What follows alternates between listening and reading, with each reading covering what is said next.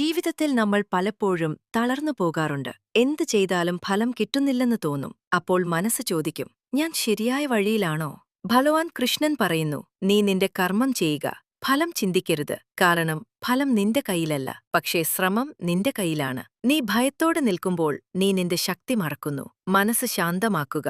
കാരണം ശാന്തമായ മനസ്സിൽ മാത്രമേ സത്യം കാണാൻ കഴിയൂ.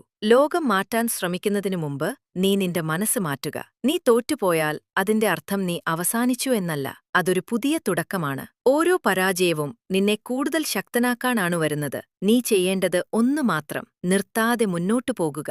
കാരണം കൃഷ്ണൻ പറയുന്നു, ധർമ്മത്തിന്റെ വഴിയിൽ നടക്കുന്ന ഒരാൾ ഒരിക്കലും നഷ്ടപ്പെടില്ല.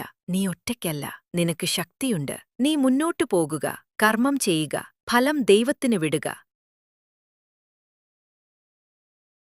ജീവിതത്തിൽ നമ്മൾ പലപ്പോഴും ആശങ്കപ്പെടുന്നു, ഭാവിയെക്കുറിച്ച് പേടിക്കുന്നു, എന്ത് സംഭവിക്കുമെന്നറിയാതെ മനസ്സ് അലഞ്ഞു നടക്കുന്നു. പക്ഷെ കൃഷ്ണൻ പറയുന്നു, നീ ഇപ്പോഴുള്ള നിമിഷത്തിൽ ജീവിക്കുക. ഭഗവാൻ കൃഷ്ണൻ പറയുന്നു, മനസ്സാണ് നിന്റെ ഏറ്റവും വലിയ സുഹൃത്ത്, അല്ലെങ്കിൽ ഏറ്റവും വലിയ ശത്രു. നീ നിന്റെ മനസ്സിനെ നിയന്ത്രിച്ചാൽ ലോകം തന്നെ നിനക്കു കീഴിലാകും. പക്ഷെ മനസ്സ് നിന്നെ നിയന്ത്രിച്ചാൽ നീ നഷ്ടപ്പെടും. ജീവിതത്തിൽ ഫലം ചിന്തിച്ചു നിൽക്കരുത്. നീ എന്ത് നഷ്ടപ്പെട്ടു എന്ന് ചിന്തിക്കേണ്ട, നിനക്ക് എന്ത് ബാക്കിയുണ്ട് എന്ന് ഓർമ്മിക്കുക. കാരണം നന്ദിയുള്ള മനസ്സ് ധൈര്യം ഇല്ലാത്തിടത്ത് ഭയം വളരും. ഭയം വളർന്നാൽ ജീവിതം നിൽക്കും. അതിനാൽ മുന്നോട്ടു പോകുക, ഭയത്തെ മറികടക്കുക.